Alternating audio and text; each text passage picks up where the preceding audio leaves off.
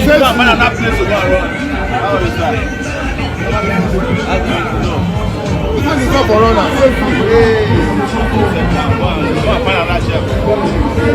Please, record. Why please? Record. Why will you stop video? Why will you stop video? Why will you stop video? Hell. It's a public space, everybody can record. Somebody says you should not record. He said you should not record. My brother, please stand up. Please, kindly stand up. But if you continue shouting, they will not stand up. That's the thing. We are talking to us like a responsible person. We will also not be like a responsible person.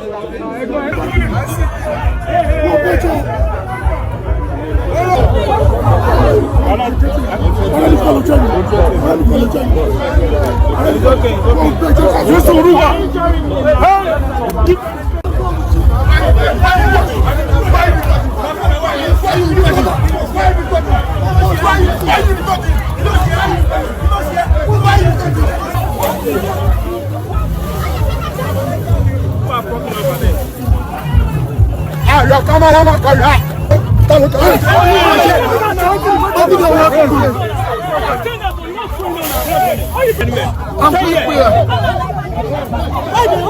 go anywhere.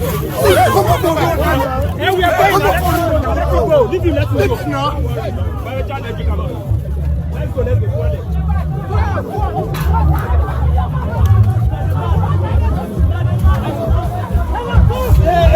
Leave them, let's go. Papa, you have done your work. What is the problem with you? Don't share. Respect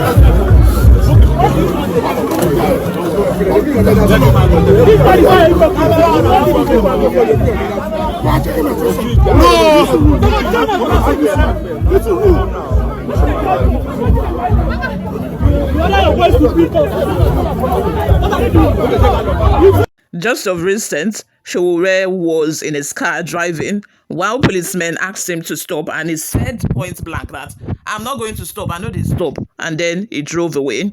This generated a lot of controversy online. He posted it himself online, and it generated a lot of controversy. Some were of the opinion that, if you are a law-abiding citizen, why didn't you just park your car and just obey what the policemen said?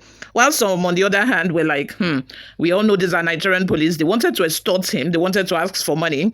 And according to what Sowore'S said, he said that, why should you stop people along this road? Because that was the airport road and a very busy road at that. So why are you creating traffic just because you want to extort people? Sowore'S was arrested after that, and he was charged with all sorts of crimes, including cyberbullying, because they called Kayode Egbetokun an illegal inspector general. You all know the story of how Kayode Egbetokun's tenure was extended by President Bola Ahmed Tinubu just because he wanted to work with Kayode Egbetokun. And that has also generated another crisis within the Nigerian police, because all other senior Nigerian police officers who are supposed to be retired are refusing to retire because you people have said that we can stay even after attaining 6 years of age. So why must the law only apply to Kayode Egbetokun? Why not the rest of us as well? So unless Kayode Egbetokun retires, we are also going to stay on in service.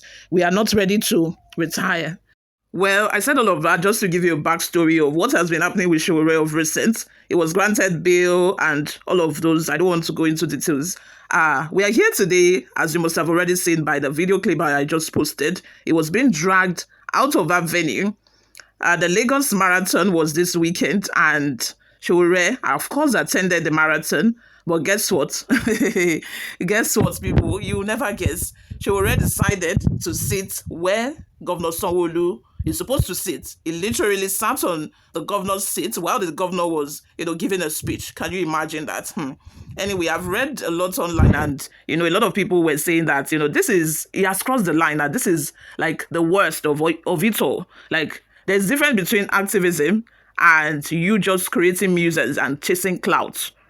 Let me have your thoughts, guys, in the comment section. I would love to hear from you. What are your thoughts? Do you think that it is right, or you think that this is also part of activism? Let me know in the comment section. Before we delve right into the details of today's news, my people, if this is your first time here, you have not subscribed to this channel, kindly click on the subscribe button down below. Also give this video a massive thumbs up.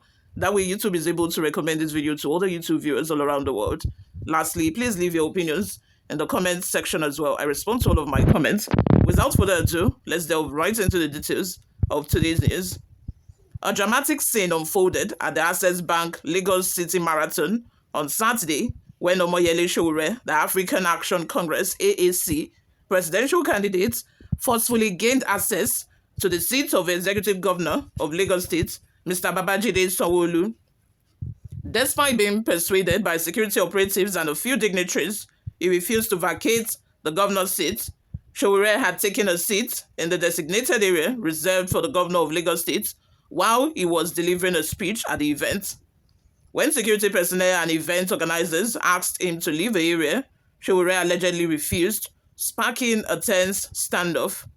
The situation escalated, requiring the intervention of the Director General of the National Sports Commission, NSC, Honorable Bukola Olopade, and security operatives to peacefully resolve the matter. After a brief but intense confrontation, Sowore and his supporters were eventually escorted off the premises.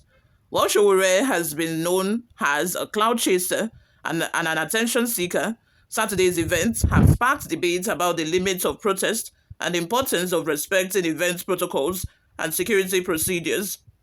Sowore'S actions have been widely condemned as a blatant display of disrespect to the Lagos State government, the organizers of the marathon, and the well-meaning Nigerians who have invested significant time, effort, and resources into making the event a success. What are your thoughts? Let's have them in the comment section. Do you think that this could also be classified as a protest? Because what he's even protesting for, we do not know. We do not know what he's protesting for. He just went straight to the seat and sat on it. What could be the reason behind this? Let me know in the comment section. And if you support his action as well, let me know. Just let me know what your opinions are in the comment section. And if you think that this is not it at all, let me also know in the comment section, because like I said at the beginning of the video, a lot of people have the opinion that, it's just a cloud chaser seeking attention.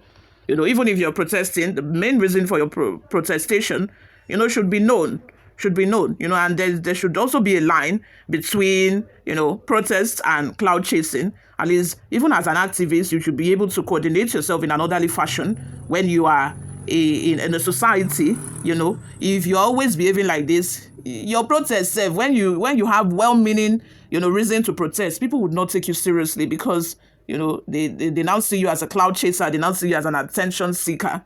You would think that because of the recent events that happened with him and, Kayode Ayegbetoku, not saying that he wasn't protesting for the right thing, I'm just saying you would think that he would mellow down a bit and, but it seemed like he loves to go to prison. Just the same thing that Bayu told him on the Curiosity Made Me Ask program show on YouTube, where you told him, it seemed like you love going to prison because it's like you're doing everything deliberately to land you in prison.